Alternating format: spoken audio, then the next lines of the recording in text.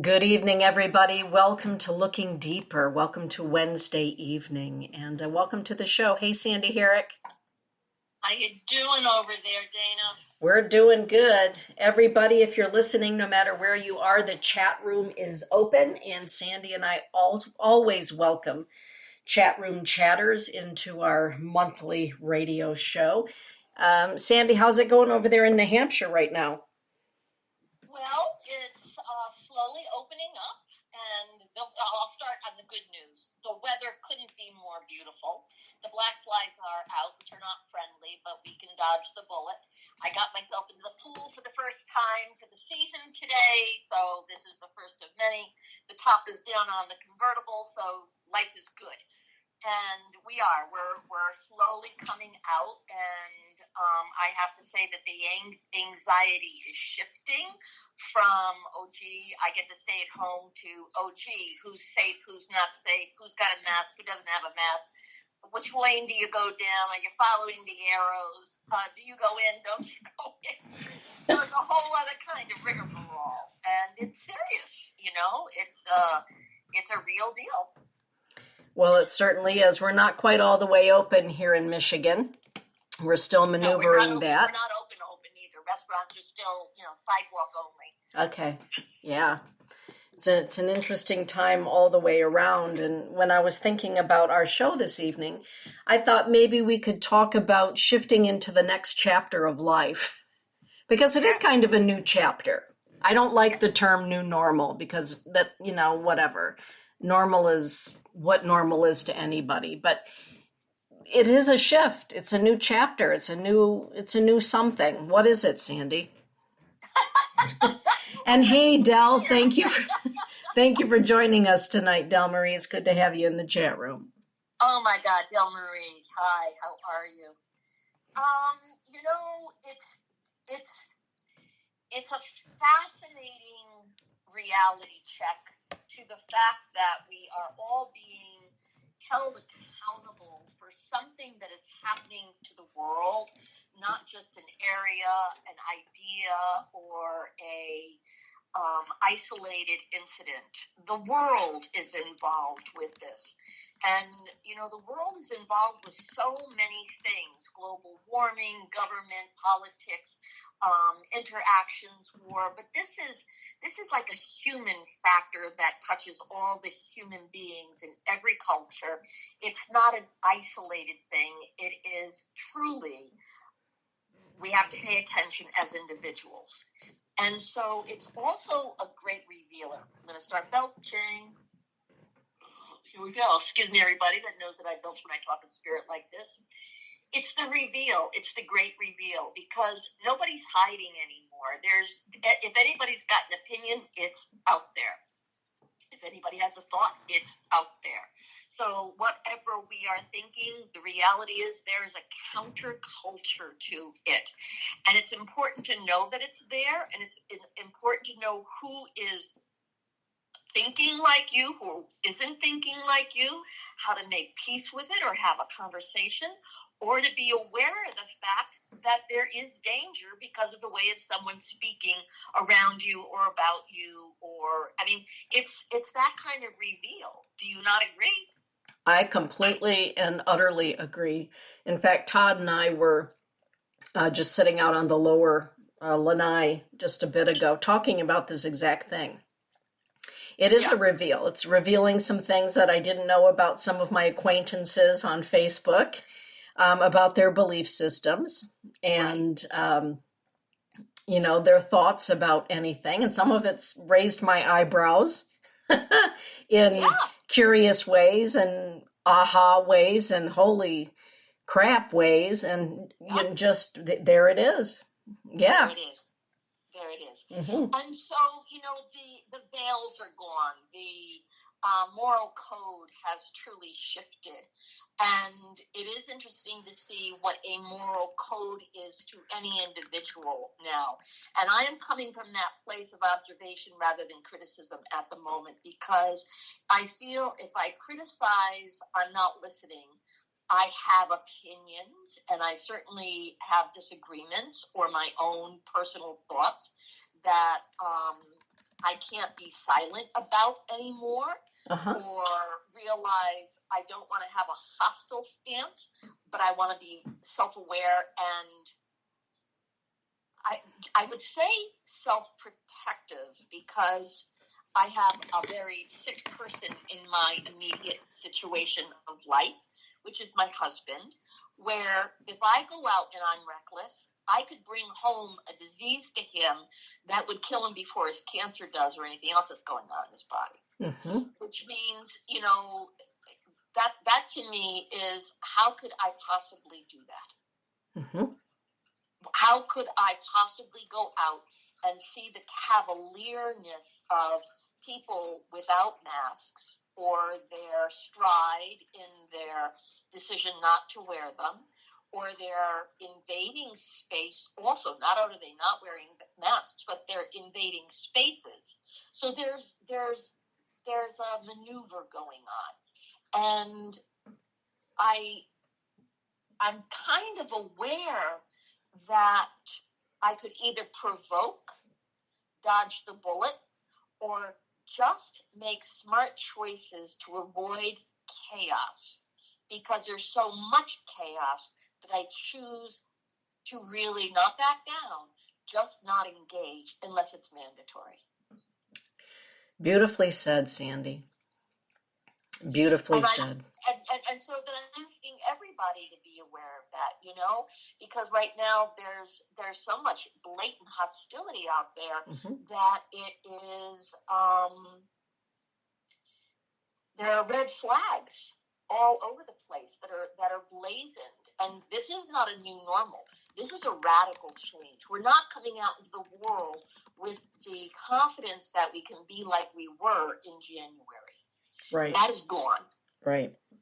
It does. That is that. I don't know if that was normal. It was certainly on the tilt. Mm-hmm. And I don't think I know what normal is anymore, other than what can I do to make my world safe for the people around me, safe for my loved ones, safe for my village, and safe from me. Uh-huh. Mm-hmm. Exactly. And you have family members who are highly vulnerable. So how do you maneuver? Well, it's the exact same thing that you're talking about. I'm very conscious that when I'm out with Todd, he's mending well from all of that he has been through, but that's a process when you go through what he's been through, and surgeries and all of those kinds of things, and you have to be mindful. And I would rather mind on the side of caution. Yes. When it comes to that. And also because I do care for my grandson, who is a preemie, with his own little issues, I'm very mindful, and I will fall on the side of caution. And at the same time, while everybody is doing what they feel is right for them, or hopefully they're whatever, that's another show. But my yeah. That would have attitude, just Yeah, that's yeah. But the thing that I was commenting to Todd about tonight is that with all that's going on and all that's making headlines, there are so many ways that, we can avoid the chaos, but we can also, or maneuver the chaos, but we can also at the same time still continue to do what it is that we feel we need to do to make the world a better place, or a more kind and caring and loving place.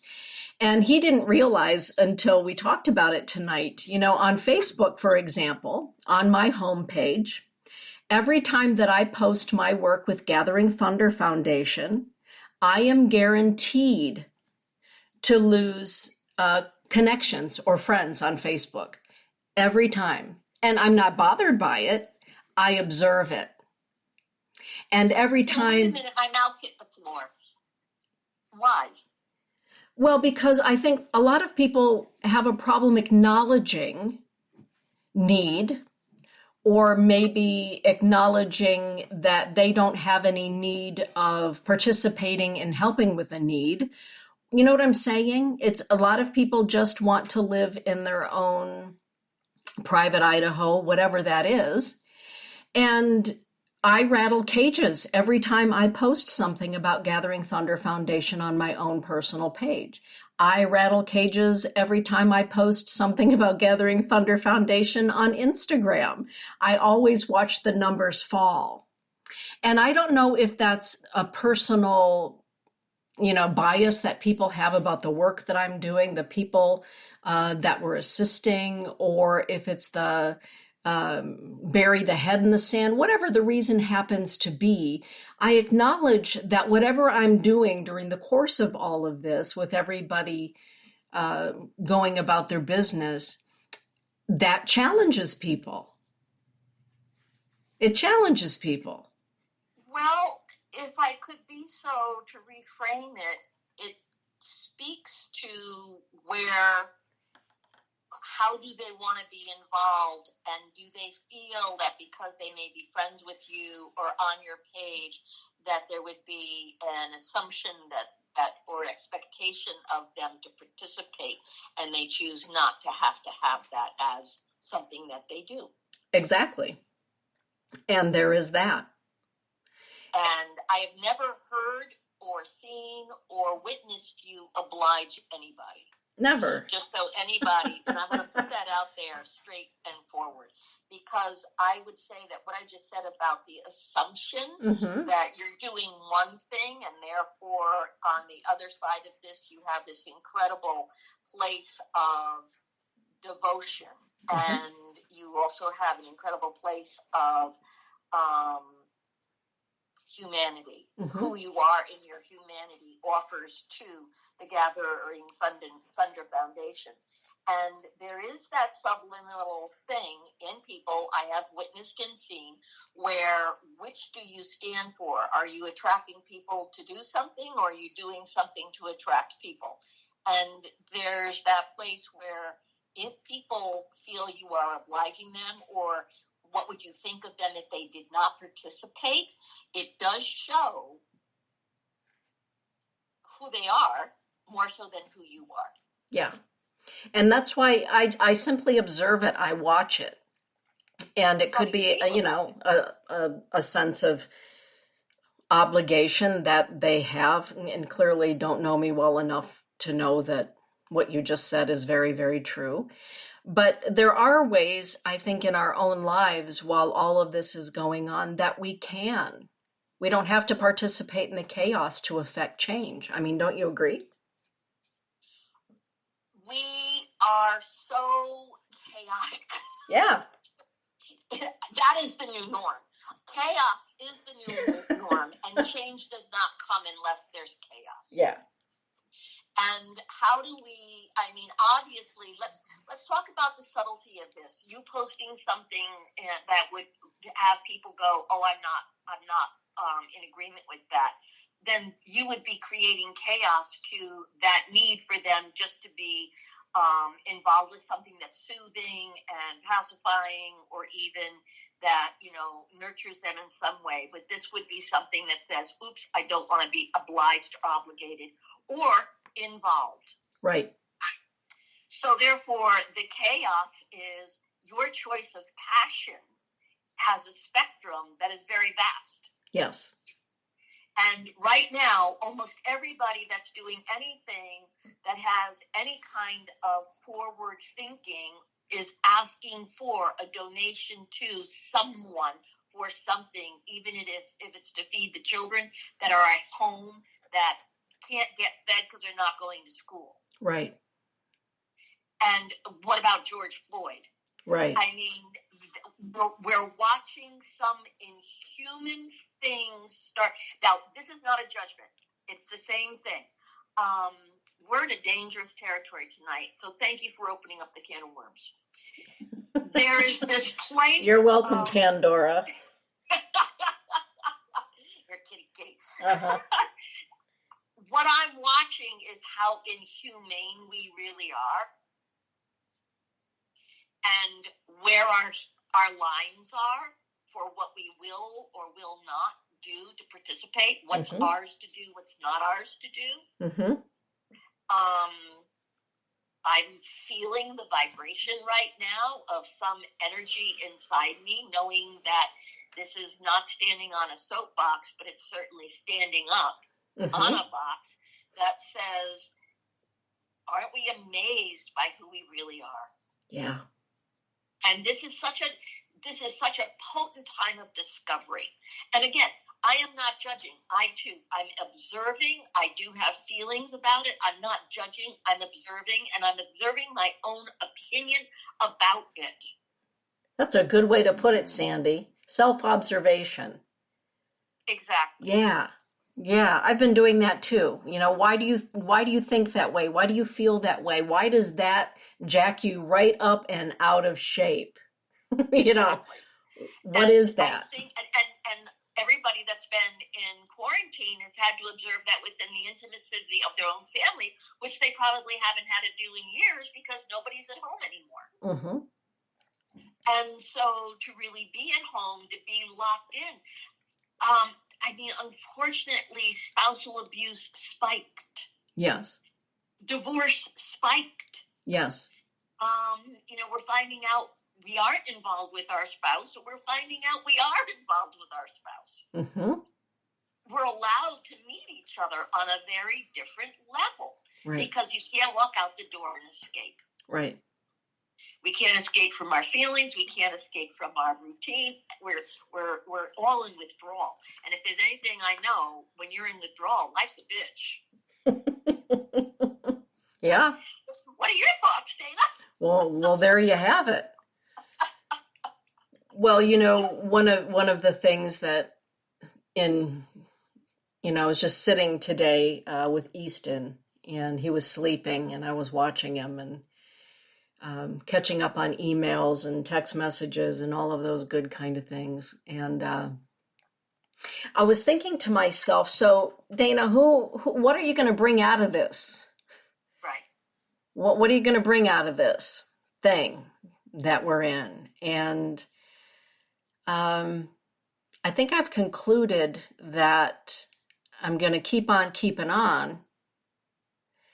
And I think with age, don't you believe, Sandy, that we finally come to a place where we agree with ourselves that it is okay to rattle some cages in order to break some cycles?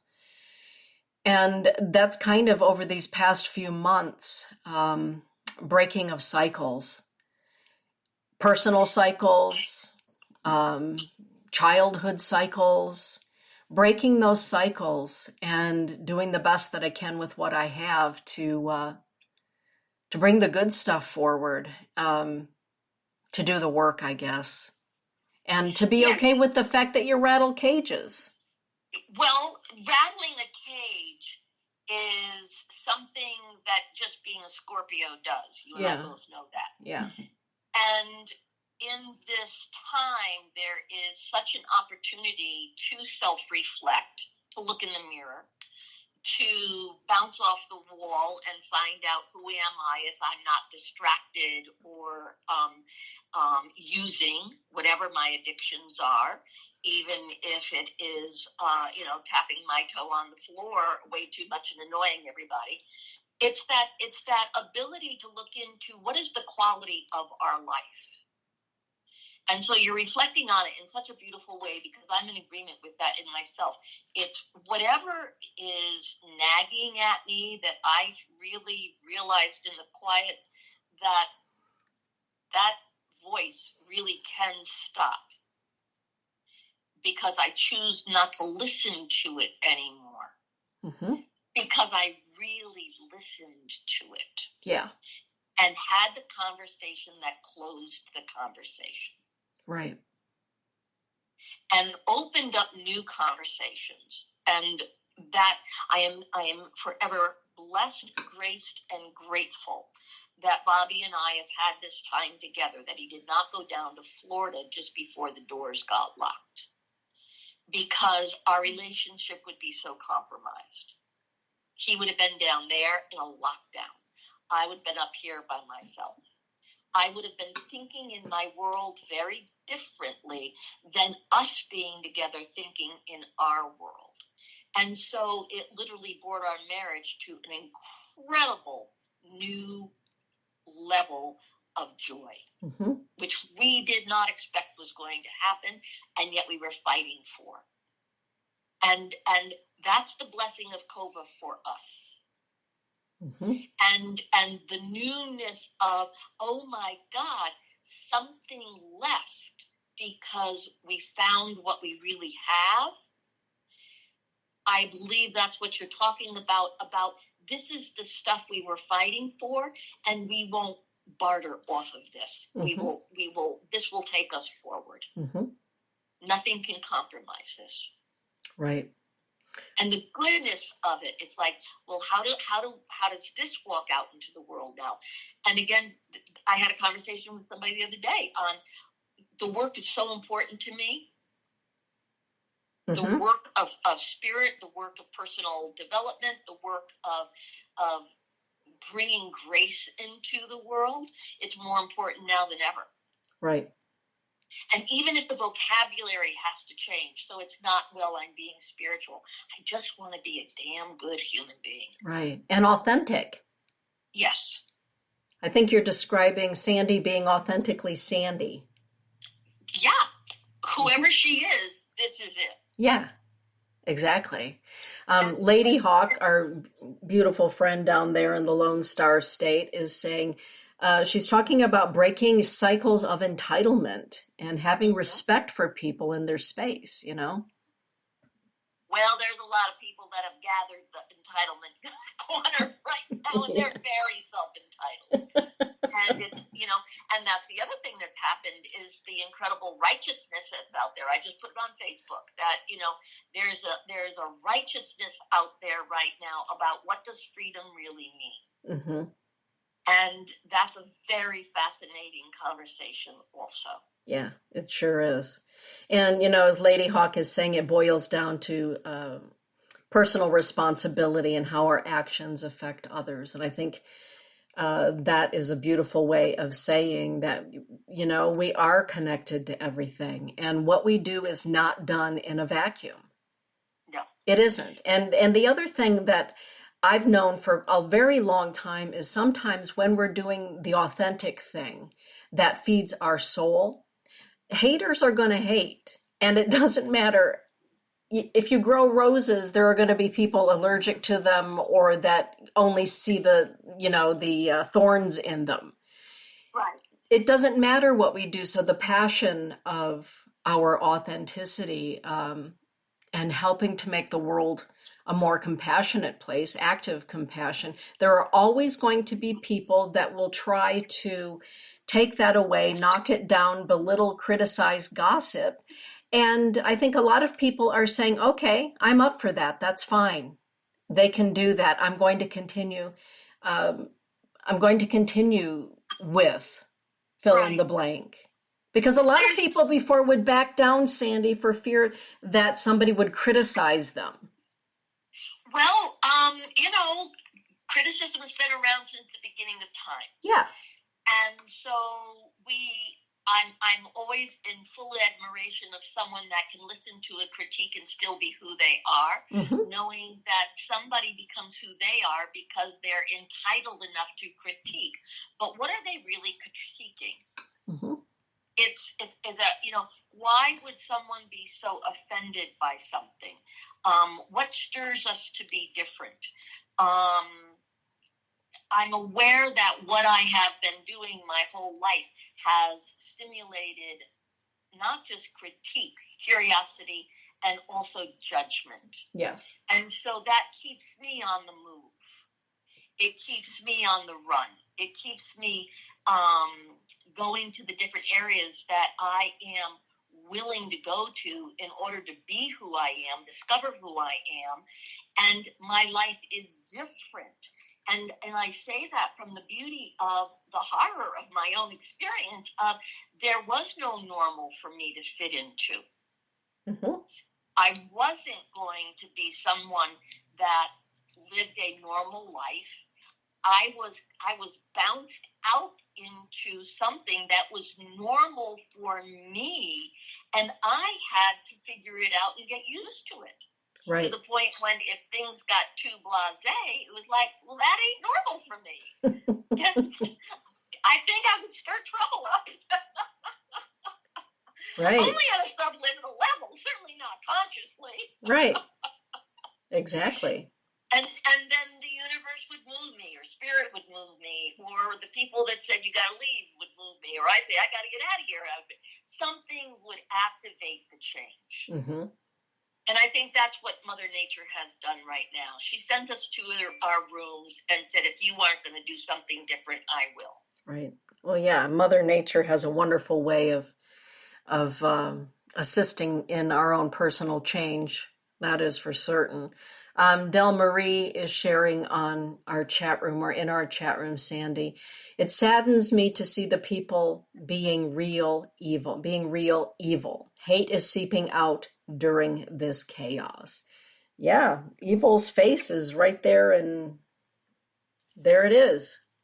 What do you do about that when you see it, Sandy? Right in front of us. And so, again, this has never not been here. Right. And we live in a world where it's all so exposed at the speed of light and then some. If we go online, what we choose to look at is there. If we go on any of these resources of communication, everybody's got an opinion, and we'll find out who we want to agree with and who we disagree with. That there is hate. There's always been hate, unfortunately. I thought by now we'd be a lot further down the line with love and kindness and sharing. And it also means that's what the Piscean age is about, in whatever it is in its closing, and what the Aquarian age is. I'm curious for what Easton will be bringing in his generation. Mm-hmm. Every time I see a video or a picture, this kid is happy already. Yes, he's joyful. He is a joyful child. And that type of being exists without, I don't see any interference in there. Mm-hmm. And there are children being born and created right now out of the Kova experience. And, what's the mindset of when I was born? I'm out of the experience of World War II. There are people that each generation comes out of an experience of what creates this generation. So this time, my generation is really falling off the cliffs. Yes. In large numbers, Sandy, large numbers. Yeah. And so the vast, amazing boom, the baby boomers are now the death boomers. And so, we're falling off the cliff, everything. And what our society is known for will die with us. And the radical movements that are coming up with the children that are transgender, that's what's next. I don't remember transgender children in my school. Either they weren't there or they didn't expose themselves, and now it's a public awareness. Mm-hmm. That is a sophistication in humanity. Mm-hmm. To give the identity to, and I will say it, God created them to discover who they are, and not be born with the burden of, this is the only way I'm supposed to be because this is the way you see me. Mm-hmm. That to me, I want to be around as that literally starts to bloom and blossom in a way that it has its time. It's not just making its time, it's having its time. Mm-hmm. Yeah. That's going to be something. Yeah. Well, and I believe, right now with what we're seeing, we're also seeing the suppression of ancestral trauma coming to the surface. Yes.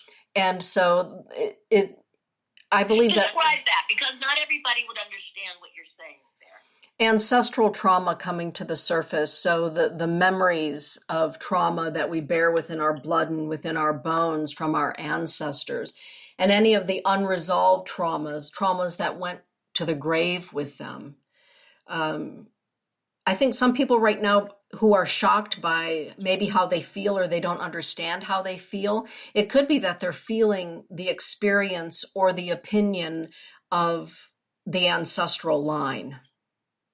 Way back when somebody asked me about past lives and was really very adamant that they did not exist. Mm-hmm. And I was very adamant that I have total recall of some of my lives. I was in that space of genius where all of a sudden that flash came across me and I said, you know what? You don't have to believe in past lives. We can believe in blood. I have ancestors that lived. My blood is in me. My DNA has lived through every single time since the beginning of time. And from what scientists are saying is that blood has memory. Yes. Our DNA has memory. Our star powder has memory. And so therefore, when you talk about the ancestral memory, I am very clear that we have the history of all of our beings that we have been developed through and from and to inside of us. Yes. And so, again, we can label it in all sorts of ways, but if you want to boil it down to the pure essence of blood and DNA, that you can't debate. Exactly. And it does carry memory. And it carries memory of beautiful things, and it carries memory of trials and tribulations and murder and mayhem. And a lot of things, I believe right now, ancestrally, are being brought to the surface for healing. And I believe that there are certain people within families or, bloodlines that are here to rebalance what has been out of balance due to a trauma or experience. Does that make sense, Sandy? Absolutely. And we are a generation of awareness in a way that other generations have not been brought to the surface to think about things. We are exposing feelings in a society where feelings were still, oh, please, you're so over dramatic, or, what a whiner, or for God's sake, stop crying before you all that stuff. This is the time where our emotions are honored and explored and looked toward as the evidence of reality. And in that ancestral blood, in our heritage, we are speaking. I mean, look at the Jews for how they have so beautifully worn the integrity of what happened in Nazi Germany. Look at what happens with the tribal people across America, of what has happened through the ancestors of Native America. Look what happened to the Egyptians. I mean, each culture has that bloodline, and I do agree with you. Right now, it's the unearthing of something where enough is enough. Yes. And where do we lay down the pain, or even being asked to carry the trauma as, don't forget me? I want to remember without carrying the trauma. Right. And I will be very specific. I just had some work done on me where somebody, said, well, your neck, and da-da-da-da, and the trauma with your neck, well, it's your grandfather. And it was like, wait a minute, what? And, I mean, this was like, wait a minute, I worked on this stuff. What are you telling me I got? But my neck still has trouble. I mean, you and Lily and Todd were, eating soup as I had that electrical shock in my neck coming back from the Sundance. And my body is still dealing with that. And all of a sudden I realized, oh my God, my grandfather, who died just before I was conceived, was decapitated in a car accident. And I am still carrying that trauma.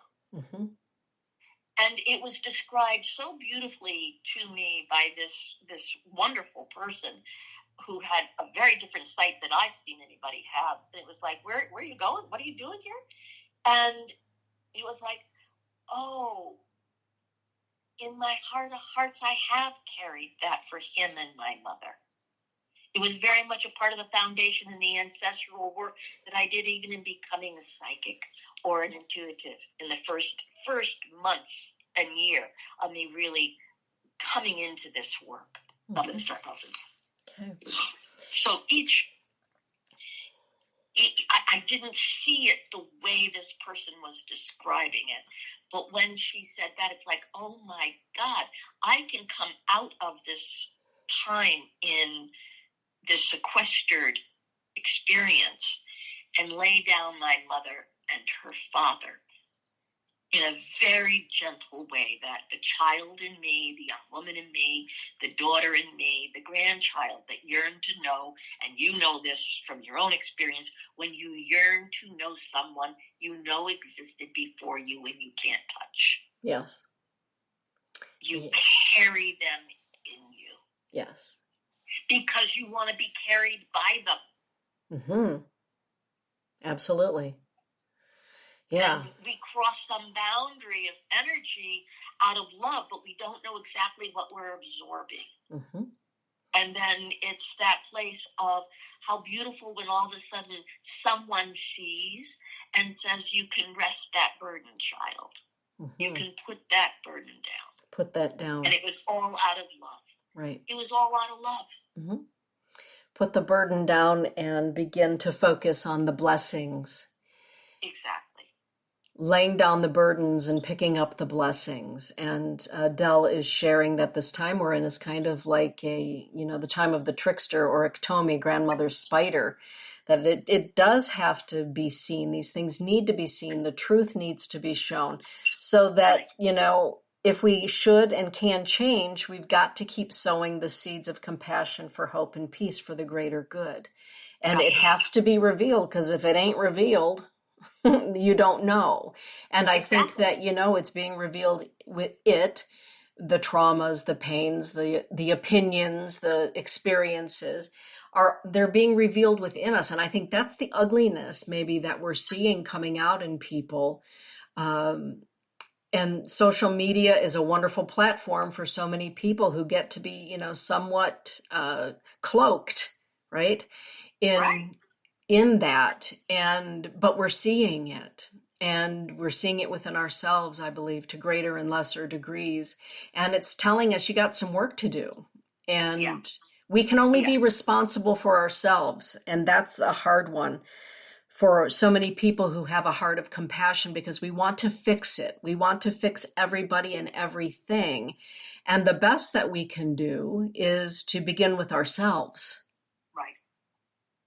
And that's part of the work that I'm doing within myself, to know that something in my childhood decided that I was capable, willing, and able to fix it all. Mm-hmm. Or to be the mediary, or to be able to, I can, the shadow of that, the hope of that, the dilemma of that, of an innocent child, is I'm going to give them the love to teach them how to love so that they can love me. Mm-hmm. Hoping that their pain will be gone, and then they'll see that I'm worth loving, or that they have love and they would like to share it with me. Mm-hmm. And that's innocent child thinking. And when all of a sudden we look at, well, wait a second, that's the shadow of being excessively kind and giving too much, or overloading somebody with your ability to take care of them. And that to me is like, wait a second, I don't have to do that and hope I'll be cared for. I can do it and still take care of myself. And it changes the need of a child when they see their parents in so much stress that they start taking care of the parent, because the parent can't take care of them. Mm-hmm. And there is innocence in that. It's that natural way of, if you know you can fix something, you just do. But you didn't know it was going to start stealing your own life. Right. And that's the flipping of that's putting that burden down also. Mm-hmm. And it means there's a lot out there that I can join in with. There's a lot out there I can do, but I don't have to carry the burden of someone learning something. I can offer something to learn and not hope they do. Mm-hmm.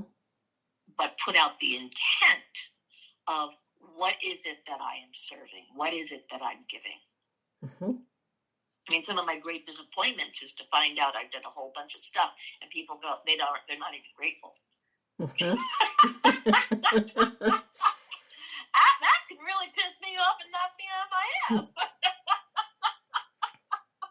Mm-hmm. And that's on me. Right. That's on me. That's not on them because I wasn't looking. Exactly. Yeah. Yeah. Well, what happens to you when that happens? Well, Yes. I know it's a Scorpio thing and I know it's an age thing as you get older. I just stop. And I really have just stopped feeding the empty black holes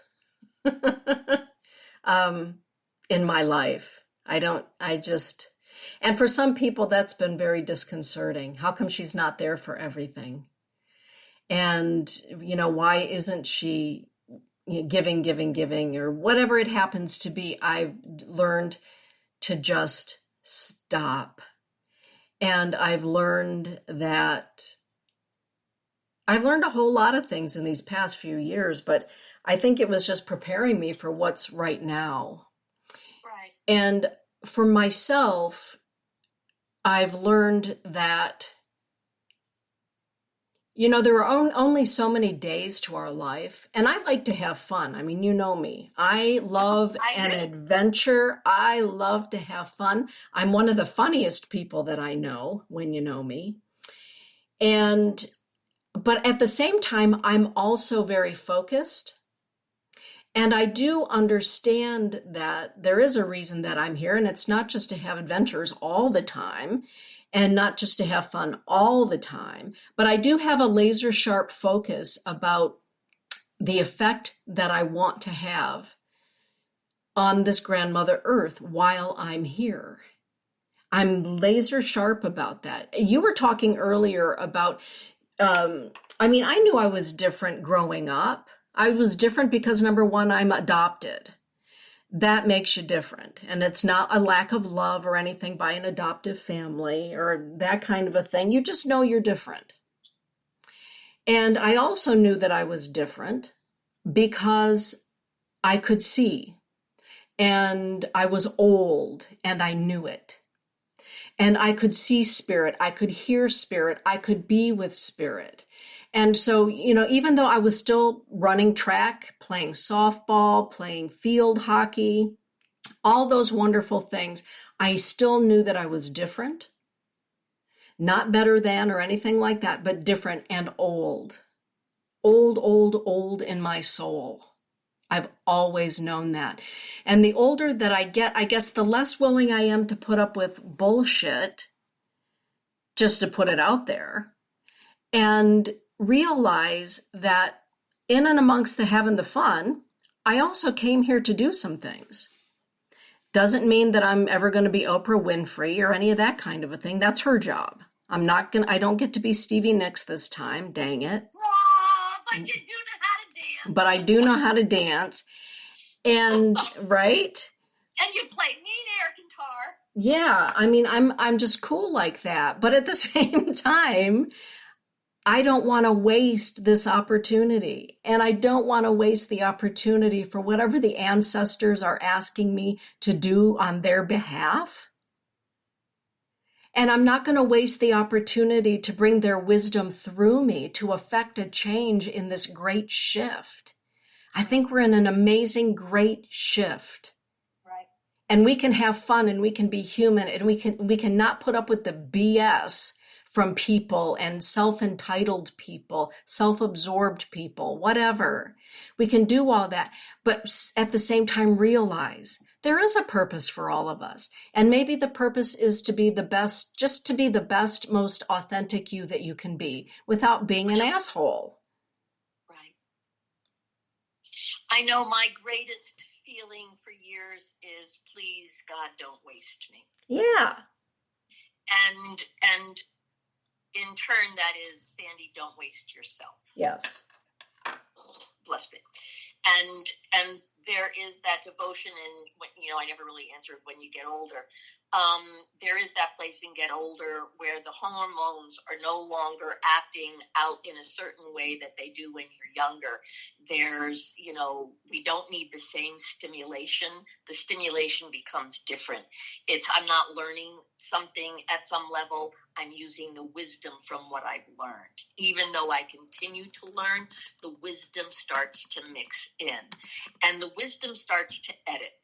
The wisdom edits what is important, what's significant, what's real, what's not real, who's in, who's out, what's over, what's done, why sometimes you have answers, why not is sometimes you have to do. And in hindsight, there's a reality that is very genuine. And with you don't get that unless there is age. Right. Because you need the time, you need the opportunity to have the distance.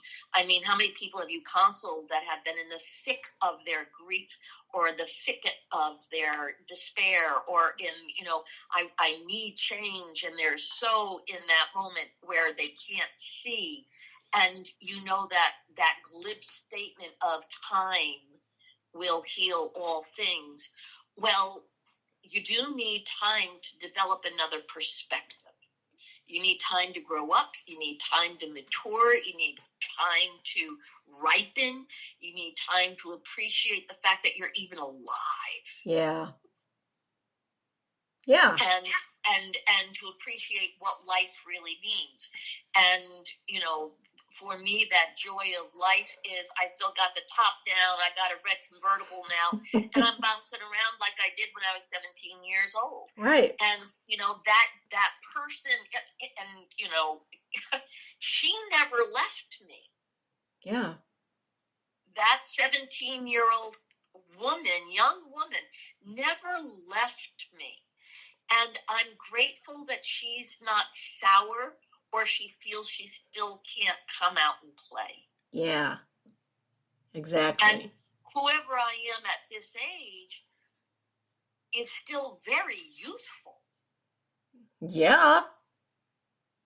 And I feel my life is interestingly enough beginning something because of the ripeness of the wisdom or the accumulation. Yeah. It can begin something in its continuation again. And that to me is exciting for a broad my age with an attitude I've got. And, it's like, if Sass ain't going to go with my grave with me, I'm already dead. So it's like... I'm pretty sure it'll be there, Sandy. I'm just saying. I got a feeling it will be, So I agree. There's that place of, I don't know all my purposes, but I know it's aligned with what I do because of the passion and the gift I've been given to do this work, to work with people, to have the sight and the insight, to be in the metaphysical realms, to be within the genius of my right brain, to be within that collaboration with, fascinating beings like you and the people that listen, and the quality of life that I really enjoy. Beautifully I said. can bore myself, but I don't like to be bored. Yeah, me either. Del Marie is giving you a li. Right? Or both of us. Exactly. Oh, that's hysterical. That's hysterical. Yeah. That was preaching there. I love her. Oh my God. My God. So in the theme of our talk tonight, the new norm or what's going on, I think we're all pleasantly in a unpleasant situation that we have to face. Yeah. The reality of. Yeah. And that is, this ain't normal. We have all been affected because we've been put into our bomb shelters because we did get bombed. We had a nuclear bomb explode, and it's called a virus. 100,000 people in America have died, which, all the wars that have happened, that's more than. That's outstanding to even consider. and that this is a nuclear bomb in the way that even biblically we have been told is coming. And we need to realize when a bomb comes at this level, its intention is to wipe out what is there. And in the ashes, there will be the opportunity for change and new growth. Mm-hmm. Yeah, I think it comes to wipe out what is no longer appropriate to this time if we're talking metaphorically. Absolutely. And, I posted on... in Egypt, God bless Michigan with the floods that you've got going on. Oh, yeah, we've got entire towns wiped out in Michigan because of the flooding last week. Earlier today, there was a video clip of Arval Looking Horse, talking about this time that we're living in, and that we're, it was essentially about Global Peace and Prayer Day. But more than that, he talks about, this time it was prophesied by the indigenous people here in Native North America, particularly the Lakota, Dakota, Nakota people, the White Buffalo Calf Woman. And, she said, you got to get your stuff together. You got to get it together. And it's not about it's about us. Exactly.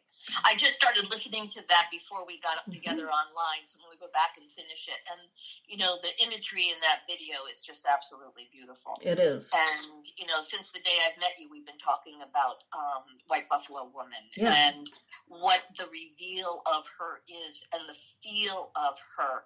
And it's interesting, I'm even now getting the shivers to know that she's been coming through the mist and that shimmer, and she too is becoming more and more visible. Well, she is. It's no longer just a vision in the light. She is lit in the light now. Right. Exactly. And, the last time that I was there, Dal, you were with me at Arval's place when we had dinner with Arval, me, you, Barb, and Lily. And talking about all of this and going up to the roundhouse to pray with the bundle with our pipes. And it's always one of the things about the teaching of White Buffalo Calf Woman, Tesawi, is the fact that when she rolled over that hill, she became the white buffalo, then she became the black buffalo and the red buffalo and the yellow buffalo and then the white buffalo. And for many Native elders, they'll say she became all the colors of the people that inhabit Grandmother Earth. And I think that's really significant. And I know in many traditions around the world, this time, we knew was coming, this time of the great change. Some call it from Piscean to Aquarian. There are many ways some call it the time of planetary and conscious ascension, higher thought, higher awareness, 5 dimensions. Some people refer to it as, but we all know it's a big shift. The shift is going on. And I think our ancestors are helping us. And at the same time, while they're assisting us within our own families and within our own blood and bones, we're shifting. And whenever there's always a rub, isn't there, Sandy? There's always got to be a grind. There's got to be a rub in our humanity. There's got to be friction, otherwise there ain't no spark. There's some friction. So we're sparking, we're arcing. Yeah. And, this too shall pass. Yeah. And we had to pass through a lot to get here. And I think, out of all of it, what we're saying, which is really the most consistent, is it's the great reveal. Mm-hmm. We are there's no blinders on anymore. Mm-mm. Nobody can hide in a corner anymore. Mm-mm. Nobody can sit back and go, I'm not involved. There is something happening to all of us, and we're provoked. If there's anything I know, we are provoked.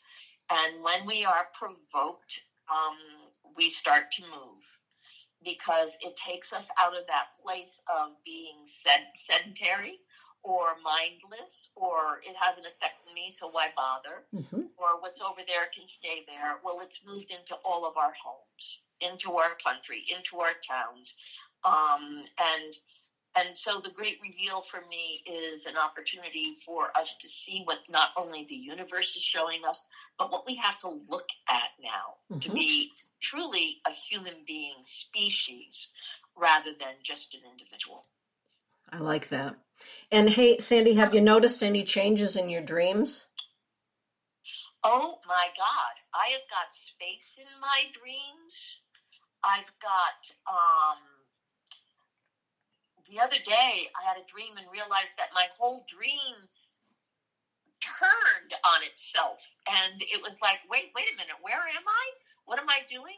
And it changed like a repetitive dream that I had throughout my whole life about being in these rooms or in these houses or with these people. I mean, I almost met every single person that has been involved with me in all these rooms in the house. And it was like, oh my God, okay, hey, how you doing? Oh, and people went into elevators, they went through doors, they came in. So something's happening where in my subconscious, my dreams finishing something or completing something or re-engaging somewhere. Mm-hmm. And my dreams have more space. Mm-hmm. You'll love this. I got to tell you this.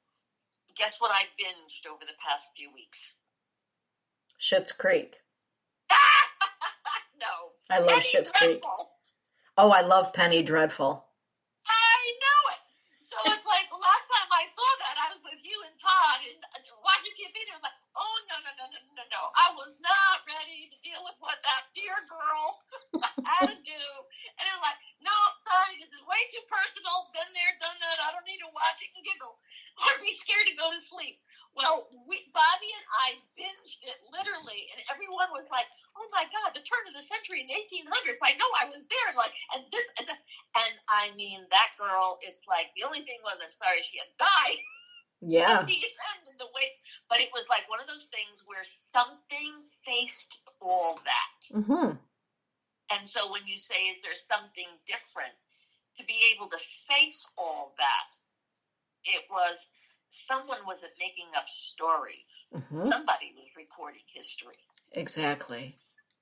Beautifully. In a macabre sort of way. I know.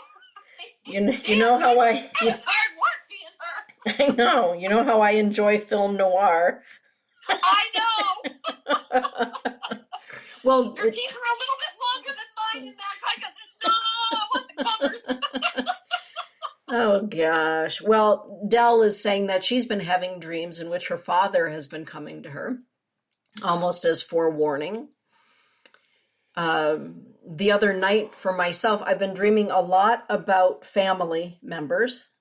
Uh-huh. A lot about family members. And the other evening, I woke up and I was having a dream in which my brother Jamie, who I never met in this lifetime, he's buried next to my mother. He died at childbirth. He came to me in my dreams as an adult man. Oh my gosh. Yeah. And it just interesting, the influx of people and ancestors coming in, and the introduction of adoptive family members to my biological family members in my dreams. So your bloodline is becoming conscious. Very. Very. Wow. Yeah. And isn't it amazing that in your ability to finally have it be validated, Yes. that it flows through you so that you don't have to doubt it or wonder who you're looking at? Exactly. Mm-hmm. Yeah. And I look at Easton's, crystal blue eyes, and they look like his daddy, and they look like my daddy. Those blue-eyed kings. Yeah. Yeah. And it's fascinating that way. But my dream time has been inundated with ancestral memories going way, way back. And I think really kind of bolstering, I think for those of us that are having ancestral dreams, bolstering us from, the inside out to Right. help us through this time that we're in. And other people having night terrors and things that are unresolved because we're not able to deal with them maybe in the daytime. But I think that a lot of work gets done during the dream time. I think we travel. Oh, absolutely. We do spiritual work, healing, what have you, while we're supposed to be sleeping. All of those things happen. I do believe that this time, the next chapter really is the return of the mystic. Yeah. The Puritan age is bye-bye. Right. I was shocked, you know what, Sandy, last October when I was in Ireland with Amantha, you know how we always have all these perceptions about things because it's always based on what we were taught somewhere. Right. I was shocked when she said that they could hardly find a Catholic priest on the island to perform mass any longer. What? Yeah, exactly. That's what I said. What are you talking about? This is Ireland. And she laughed. She said, exactly, it's Ireland. There's hardly a priest to be seen. Wow. But the return, well, it goes around, comes around. Well, the return of the goddess, right? Of the great mother, of the great weaver of all things. And, you know, it was revealed to me not too long ago that my biological mother was actually Catholic. Yeah. And baptized Catholic in Brooklyn. Wow. So all of the familial things coming through, and there is a shift going on, and the return of the mystic, or at least further delving into the mysteries and not just the literal interpretation of what's been, you know, right. Repeated. I mean, the patriarchal time is coming to end, the feminine time, and it's not about feminist. It's really about being in that feminine sacred, being in the ritual of feminine, of being in the power of the feminine psyche. Right. And this is also the feminine in men, not just in women. That's Right. what I mean. It's like the transgender, Mm-hmm. that, you know, there are men that have a very feminine coexistence within their emotional DNA and their code. And so it's bringing to this awareness that as the feminine starts to amplify, and for me, there is that place in my dream where being dominated is no longer really a part of my dream. Ah. Being confined. Ooh, there goes the goosebumps on my goosebumps. Yeah. Even in my family of origins construct or paradigm, that I'm not even being confined by that anymore. I'm releasing my own doings and creating that dynamic out of whatever the generosity or the illness or the violence, or, you know, the words can be very radical, but all those things did make me. And there's that place of going back into my blood when I know, and I know this, that levitation was normal. Mm-hmm. Planetary communication was normal. Being able to leave my body and go to a dimension and visit the beloveds Mm-hmm. was normal. Right. And my body is feeling the pull toward that again. Exactly. Because the puritanical overlay, right, is being pulled away. Maybe people like you and I, who have said, well, we aren't really normal and we couldn't live a normal life, are starting to yearn the normal life that we do know, because it's so old and it's returning again. Well, it is. And isn't that marvelous? I think it's marvelous. Yeah. It's like, oh, the good old days. They're back, and here we are. Yeah. Like the Sanderson sisters, right? And Hocus Pocus. We're back. Yeah. Yeah. I mean, it's like, you know, it's like, you know, it's summer. It's time to get out there and howl at the moon. Right. There is, and you know, as you know, and anybody who knows me, I've been labeled a feminist more than one time in my life. And okay. But it, you know, equality being what it is, and the divine feminine being what it is, and being shrouded, it's returning, and that doesn't return without a fight. No. And, you know, there's the fight is about domination. Yes. That all that sacred feminine was dominated. It was shoved down. It was shut up. It was burned. It was tortured. It was stoned. It was annihilated. So, yeah, we're not going to start talking at a certain point. And, you know, in this life, unfortunately, I have been beaten. I have been struck down. I have been overtaken. But, God damn, I bounce back. And it's that place of why would that even exist? Mm-hmm. And it is a curiosity. Why does anybody think they have the right to beat a woman up? Right. Or a child? Right. And that it's their right. Mm-hmm. I mean, that to me, when somebody says, well, it's my right, it's like somebody made those rules where it's a man's right to dominate the woman, and it's the woman's obligation to give a man his rights. Uh-huh. Them be fighting words. You think? Just a little. That's why the Just a little inspiration for my blood. Yeah. Hence the work that, my foundation is doing with missing and murdered Indigenous women, girls, and Two-Spirit people, right? We're right in the thick of it with all of that work. Is being revealed, sex trafficking being revealed right here in good old West Michigan. Exactly. Who knew? And that's the truth. Who knew, and we all need to know. Yeah. And because someone knew. And someone knew how to get there. Somebody knew how to get the women. Somebody knew how to train them. Somebody knows how to, Mm-hmm. And it's life and death for these women because the men don't care if they exist or not, Mm-hmm. because they can always just, get somebody else and do what they want with it. The other night, Bobby and I saw Rambo: Last Blood, and I felt one of those things like, oh, God, I've never seen this. And, oh, boy, he's aged. And, okay, what's Rambo going to do in his last hurrah? And I thought of this as I watched it. It's like, what does the sex trafficker from south of the border, from Mexico, that is sex trafficking young women up, and it's just, that's what the movie's about and the culture it's about.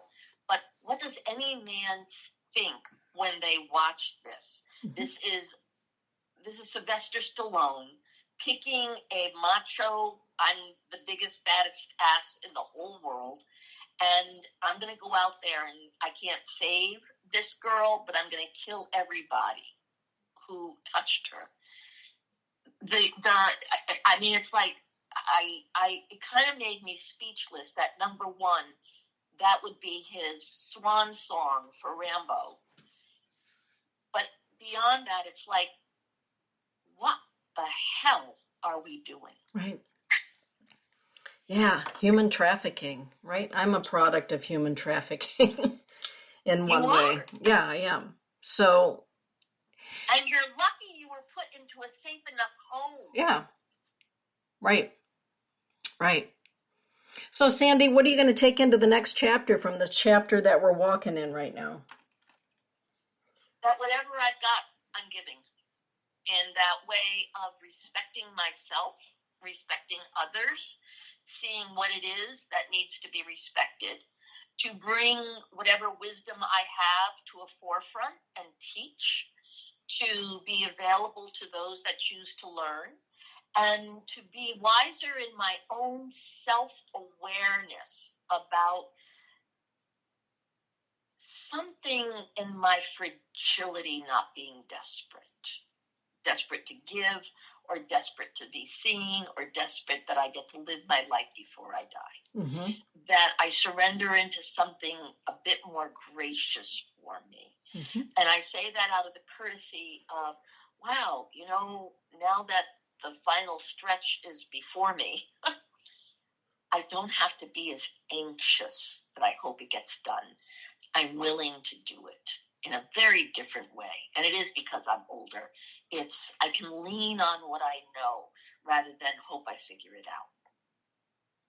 As I figure it out and stay curious for what it is, and I mean this, that I still need to know, knowing I don't think I figured out much of anything.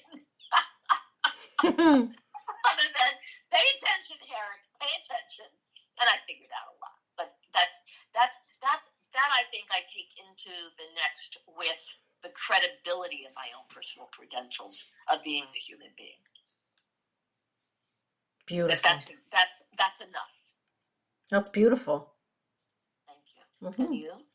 Well, I am not going to stop working on behalf of Native America. I'm not going to stop my work on behalf of missing and murdered Indigenous women. I'm not going to stop my work on behalf of spirit. I think I carry on a long, I know that I do. I come from a long line of very keen seers and sensitives and mystics and healers. I know that for a fact, and that will continue on with me. And I get to enter into this new phase as a grandmother, which is a magnificent thing. And I have greater appreciation for the fact that I really am a hugger. And I have really missed hugging people. Absolutely. Because I'm a hugger. Yeah. And I will carry forward making many more trips to Georgia, many more trips to South Dakota, and really cherishing the fact that my bloodline is present. I look forward to going back to the Allman Brothers Museum with my cousin Donna, who's in the chat room, right? She and I, yeah, there we were, knowing every word to every song the Allman Brothers ever wrote, Every lick. Yeah, and Todd, God love him, took her and I to that museum in Macon, Georgia. I look forward to more of that. And sun dances and ceremonies and making wasna. And I believe that what I'm going to carry forward, at the school and with my friends is an even deeper appreciation. Sincerely, a deeper appreciation for the tactile togetherness.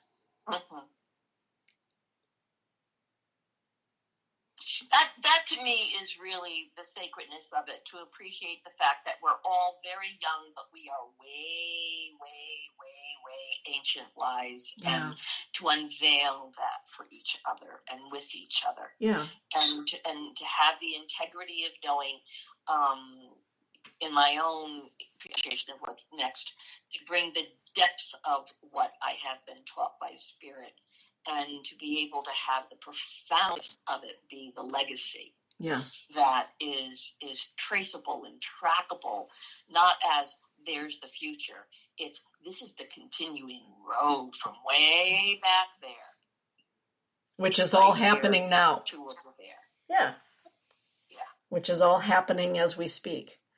Yep. Which is pretty cool. God bless Einstein for knowing there is no time. That's right. Donna's saying, let the hugging begin. Let the hugging, Yeah. Missing conversations. I can't wait for you to get here at some point and see the lower lanai and the candles and the whole thing. And I really have a deeper appreciation for conversation with friends and loved ones and right together. Yeah. I appreciate Zoom, but I appreciate... Oh my God bless Zoom. Well, yeah, but I appreciate face-to-face more than ever. So what do you miss about face-to-face? The energy. Yeah. It's the energy. Yeah. To be in somebody's energy, in their space of consciousness and thought and their history, and there's nothing better than that. I love that. So when I come out, where would be the first place you would want to go? Out on the lanai, just to sit and talk. One of them there chats? Well, because there's a difference in a chat that happens on a phone or over Zoom than a chat that happens when you're in each other's energy. That's true. Also, there's a little libation that assists. It's like whether it's coffee or wine.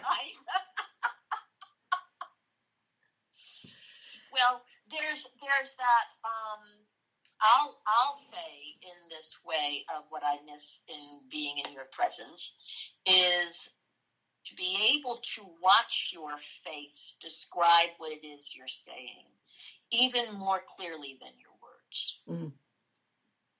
And to know that your eyes always bring something, and that's from the very first time I sat with you, where I didn't see you online, on the phone or on the computer.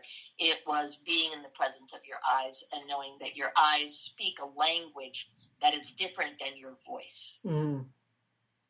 And that even brings me a quiver when I say it, to know that even if we're sitting next to each other looking in opposite directions, I know that our eyes are looking at something that is dimensional. Yes. And it's recording. Yes. And that doesn't happen with everybody. So, it's one of those mindsets of knowing there's a zone that we have been taken out of in our hibernation, in our isolation, that I knock on the wall, that I am very grateful that I have had my husband here to hold and to be held and to have that agape love, because I'm a toucher also, and to expand in that way, that we touch even deeper, that we're aware of the fact of how fragile time is, and to not waste the time. Exactly. Lily just entered the chat room, or Lily. Hey, Lily. Ese hombre amigo. Oh, Lilian is in the house. Yeah, and I love you too, Del. That's right. And I miss being in the energy of Sundance. I miss being in the energy of Inipi with people. I miss being in the energy of the drums. I miss the energy of just being in the laughter with my cousins in Georgia. There is so much. The King women have been blessed with a sense of humor that is incredible, and a sense of antiquity and elegance, truly elegance. And I miss that. Now that I have it. Well, honey, you're talking Southern. Well, yeah, really, very Southern. It goes with the turf. Yeah. Now, you were just saying something, and it made me think of something in what you're saying about missing. And I think that this may be what part of learning, or hope that we are learning, in the being taken away from people. Yeah. Because we have been taken away from people. Yeah. Is to realize how we appreciate them, and how we want to be appreciated, and what we want to do to even continue the appreciation of it's a privilege to be with people, and to not take it for granted. Yeah. And Tara Rietberg is in the chat room, and she and I have been friends for, oh my goodness, well over 30 years. Hi, Tara. And I have a renewed appreciation for the people that I love. Right. Deeper. I thought it was deep before. In what way, Dana? In what richness? In the richness of their individuality and the gifts. I always marvel at all of the people in my life. I like that. In your lives. In my lives. And what they bring to the table of life. Right. I mean that sincerely. Like when I look down the list of everybody in the chat room, and I think about how unique they are and what they bring to life, not just for me, but to life. It's astonishing to me. Right.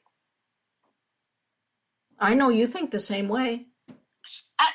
And that's why this thought is really kind of growing inside me, with realizing we have been taken into this space to realize that we do miss our right to touch. We have been denied our right to interact out of the casual.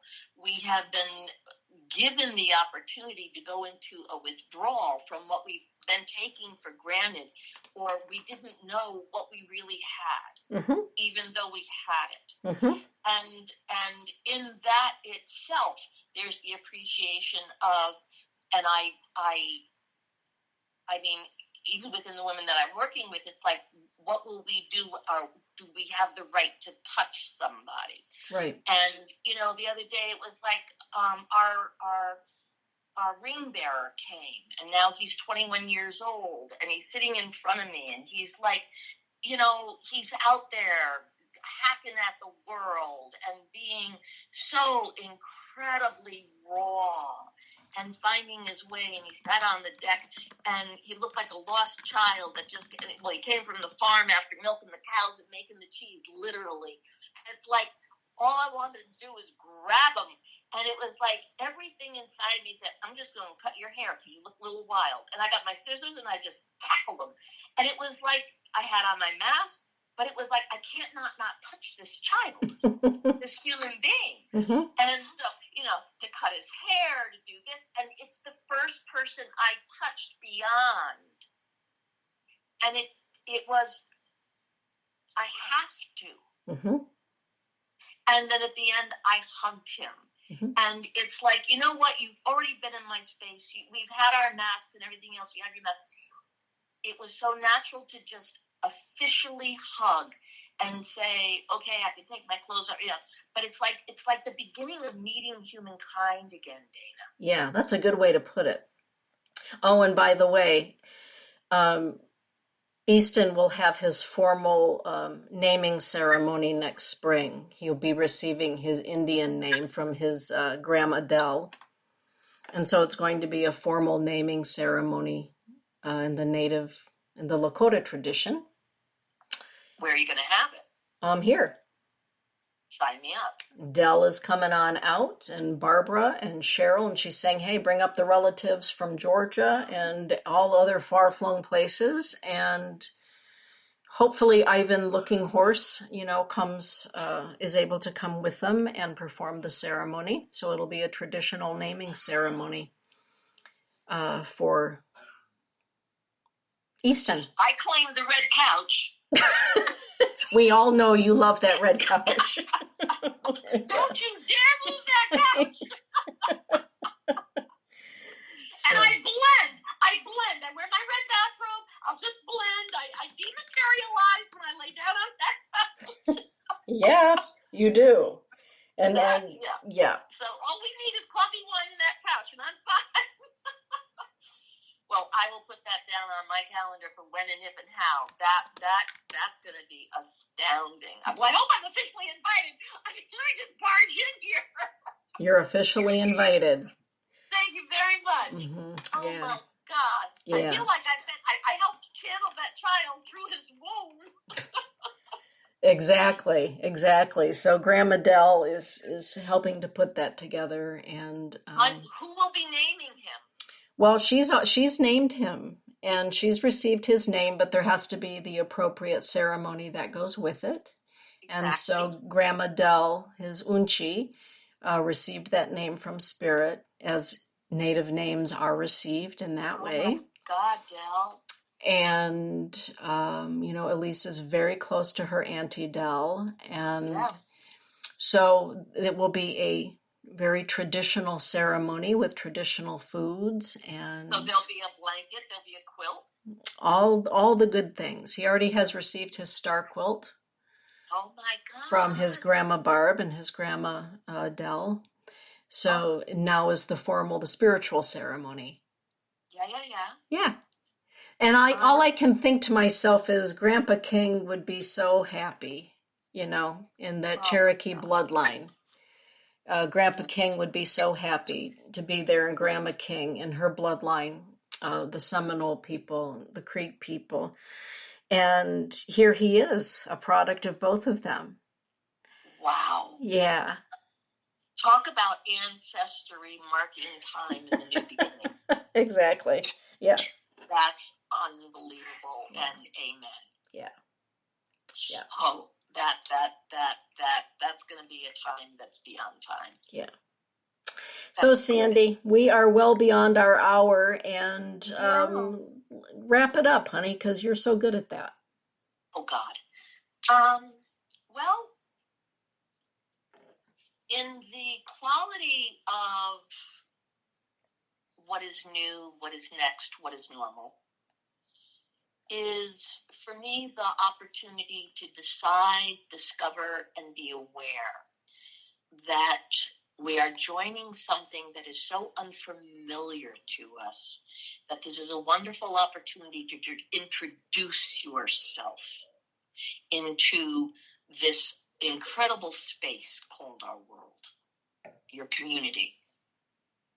And this is a time that we are really showing individuals who we are, even because we have not known ourselves for so long, and we're doing something that we're discovering. So know that when you step out, when you go to the store, when you go into the old place, that it's the first time. So be aware of how you introduce yourself. Be aware of how you choose to show yourself. And be very clear about what you represent in yourself that you would like to join the community in being, which is the dignity, which is the humanity, which is the care that we survive and have the integrity to be respectful to life, and know that it's very easy for us to kill this planet and each other, unfortunately. That is shocking. And I think we found out we will miss it. We miss each other. And there's a yearning in us to continue. So may we continue and find out what's new as we grieve the old and honor the fact that we've been given a chance, that Spirit said we're worth. Let us be worthy of it. And so it is. And so it is. Hi. Thank you, Sandy. Thank you, everyone. Thank you, everyone, for joining us tonight from wherever you are around Grandmother. And get out there and do what you do. Shine your light. And Okay. have a beautiful evening, Sandy. I'm going to go take a quick dip in my pool. Oh, it's nice and warm there. Oh my God, it's a little muggy even, so summer is creeping in. Good night, Lily. Good night, Catherine. Good night. Who else is in there? Dell and Donna and Tara and Danielle and everybody. Yeah. Yeah. Good night, Dana. Good night, Todd. My puppies and the kitty cats and everybody. Okay. Good night, Sam. On a full moon, we shall arrive. Okay. Okay, good night. Good night.